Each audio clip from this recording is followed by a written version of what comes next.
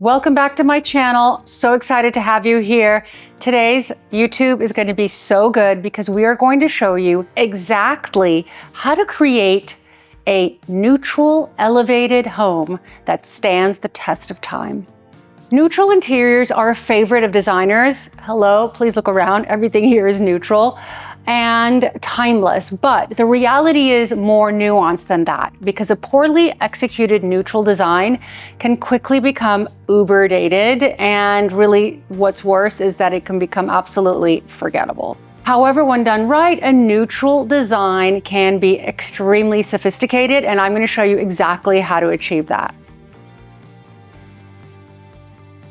So why does a neutral room feel flat sometimes and look more like a waiting area than an actual designer uber chic home? Well, that's because you have a lack of visual interest. So in a room devoid of bold colors or materiality or other important eye-catching, exciting moments, you are going to fall flat. So there are many homeowners and even designers that get this wrong, so I wanna make sure you guys don't do this.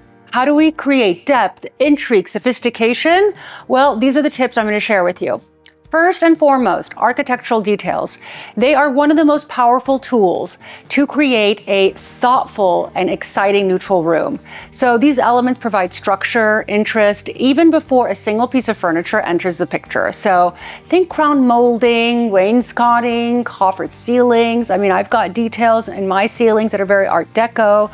These features that are done during construction with a very good architect are really going to have a major impact, but they could also be placed in after you've moved in. A living room with high ceilings and expansive white walls can be transformed by adding, for example, a series of thin vertical wooden slats to one wall, or a beautiful fireplace with a beautiful focal point with marble that's interesting. So it doesn't have to be bland for it to be good, and it can be neutral yet visually stimulating.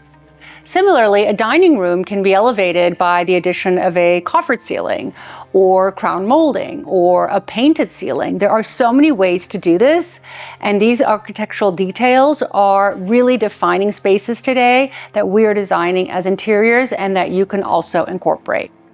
What's another way to elevate the neutral space? Well, it's something very simple: texture. In a neutral space, texture becomes your best friend, and that is the secret sauce. We recently went to Portola Paints.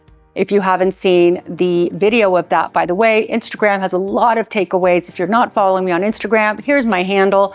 But we did go to Portola Paints and we looked at different paint finishes that have texture. We looked at Roman clay, which is essentially a paint that is placed on your wall with a spatula, or lime wash, which is used with a brush. These paints have a lot of depth, a lot of texture, and they look like they have history. So if your walls are bland, mine are kind of bland to be honest, then a little bit of paint can go a long way. What is the trick in also doing this? You want to mix your material. So if you have a very smooth wall, maybe you want to have something with texture, maybe an old piece of furniture.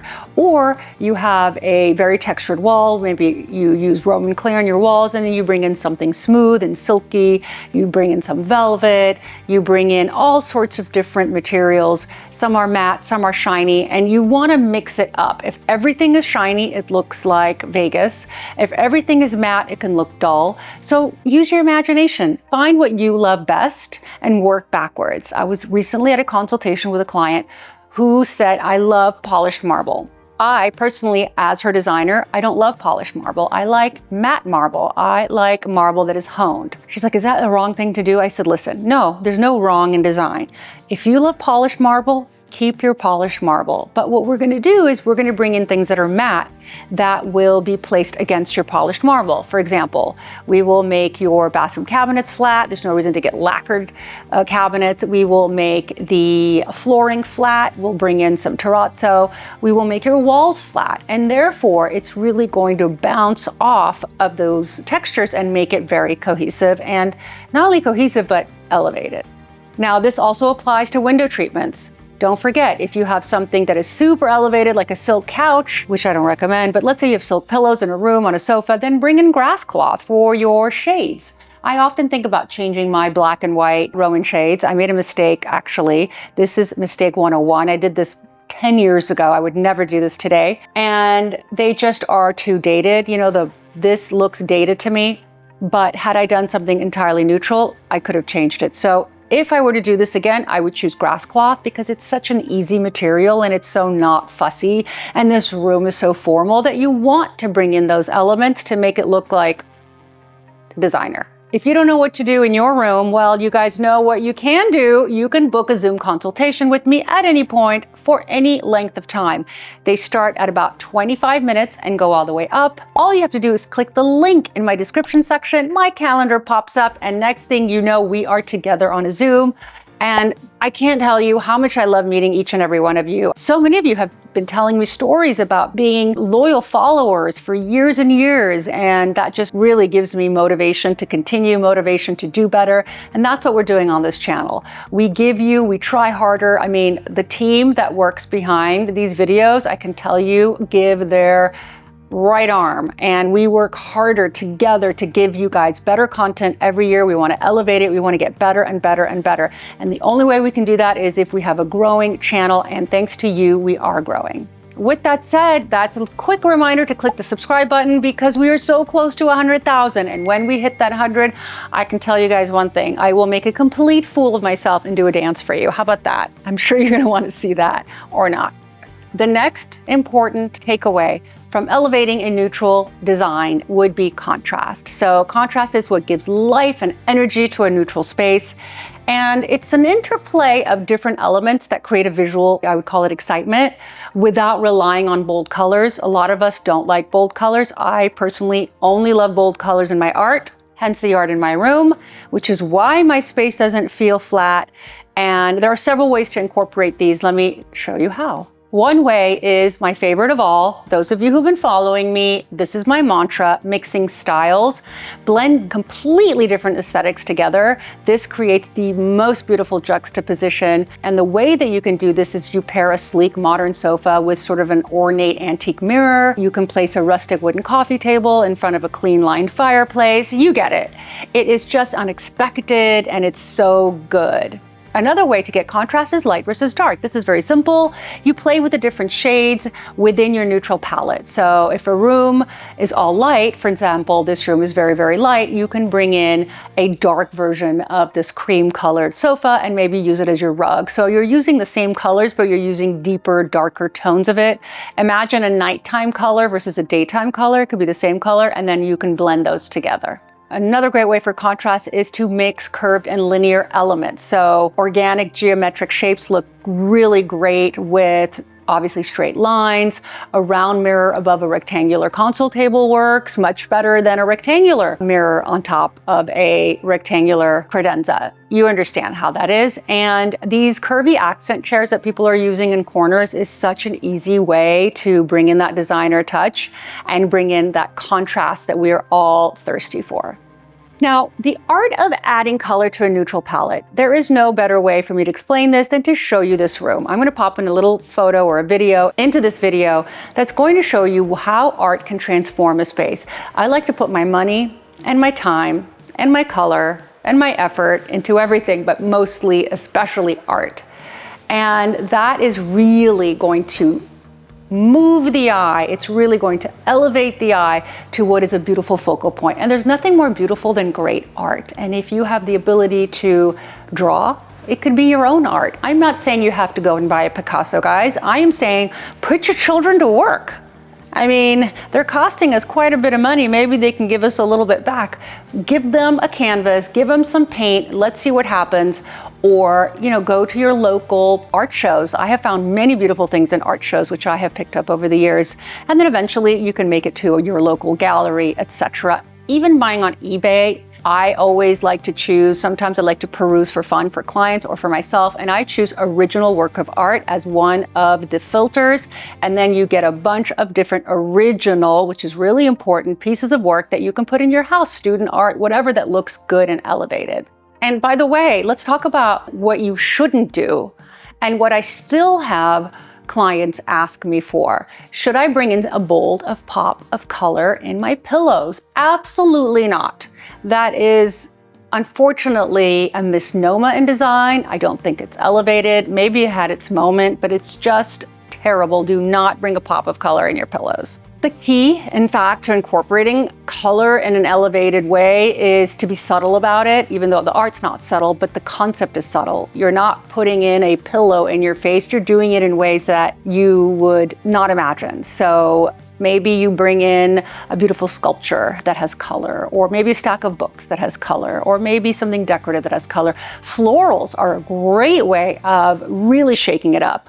If you love minimal design and decor like I do, and sometimes you crave a little bit of fun and a little bit of color, which we all do, then bring in some crazy flowers, floral arrangements. As you can see in this room, we do it all the time, and it just gives you that spice you're looking for. Another great way to break up the neutrality and what could be conceived as boring is to bring materials that are interesting, such as wood floors. Maybe they are smooth, but maybe they are distressed. Perhaps you can bring natural materials that are interesting. Perhaps you can bring in a limestone table as a coffee table, or perhaps you use a very elevated marble in your room. So natural materials such as the wood and the marble that you use in your room can also be very interesting. Next is the power of plants. Nobody is a plant killer more than myself. If you guys have been following this channel, you will see and you will note that I have plants in this room. This is new for me. You don't have to have a green thumb. No, because you can get drought-resistant plants in your space that you can take care of without killing. So for example, in my coffee table right here in front of you, we've got a planter. And in this planter, we planted some cacti. We only water it once a month, so I can actually go away for 3 weeks and not worry about them. And they make a huge, powerful statement in this neutral room. If I didn't have this plant and I didn't have my art, this room would fall flat, wouldn't you say? So do the same in your home. For example, the fact that my cacti have needles on them, that is also what I would consider texture. So we have this very smooth velvet, and then we've got the prickly cacti. This is so good. If I had a very smooth plant next to a smooth velvet, that wouldn't work. So think outside the box. Plants introduce a very beautiful organic feel. They introduce color. I love green, very neutral. And the shape of them, the fact that they're round and organic works. You can get a planter, you can put them in. Remember, play with your shapes and put them against straight lines. My coffee table is very straight. These are very bulbous. Juxtaposition of them is the perfect combo. And remember, plants are super cost effective. Lighting, okay. How does lighting make your bland room more exciting? Well, you can play with sculptural fixtures, or I would say antique fixtures. Nothing makes a room look more elevated than vintage lighting. And by that, I've got a pair of Stil Novo sconces, which I got long before I even built my house. I knew I loved them. They're different, nobody has them, and I put them in. They weren't that expensive, actually. I think I paid $600 for the pair, right? They are probably worth thousands of thousands if you were to get these on First Dibs. But if you've got the eye, which you do because you're part of this channel, look up Murano sconces in eBay or online, and you are going to see some of the most beautiful fixtures in your life. Bring them in. Trust me, bring them in. It's gonna look great. This is my best tip. Also, color temperature. A neutral room can look very boring if you've got your terrible 3500 LED lights.